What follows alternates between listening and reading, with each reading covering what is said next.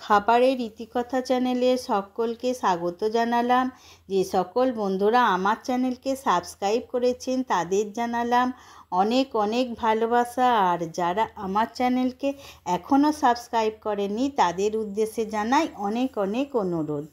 আপনারা like subscribe না করলে আমি উৎসাহ পাবো কী করে আরও নতুন নতুন ভিডিও ছাড়ার।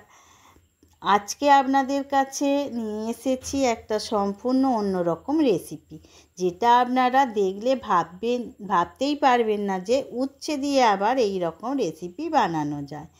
আমি 4-5 ঘন্টা আগে মটর ডাল ভিজিয়ে রেখেছিলাম, মিহি করে বেটে নিলাম। বেসন দিয়েও হবে, কিন্তু ডাল বাটার টেস্ট বেশি হয় আর পকোড়াগুলো মুচমুচেও হয় বেশি। এই রেসিপিতে লাগবে করলা, পেঁয়াজ ও কাঁচা লঙ্কা। করলা ঝিরিঝিরি করে কেটে নেব আর পেঁয়াজও কুচি করে কেটে নিতে হবে। প্রথমে করলায় একটু লবণ মাখিয়ে নরম হতে দেব। ততক্ষণ ডাল বাটা ভালো করে ফেটিয়ে নেব। ডাল বাটার মধ্যে দিতে হবে একটু কালো জিরে, অল্প লঙ্কা গুঁড়ো, হলুদ গুঁড়ো ও স্বাদ মতো লবণ। আর করলা থেকে জলটা বের করে নিয়ে সব কিছু ব্যাটারের মধ্যে দিয়ে ভালো করে মিক্স করে নিতে হবে।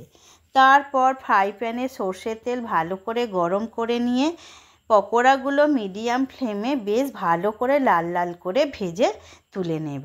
দেখুন বন্ধুরা, কত সুন্দর দেখতে হয়েছে আমার এই পকোড়াগুলো, আর টেস্টও হয় খুব। গরম ভাতের সাথে খুব ভালো লাগে।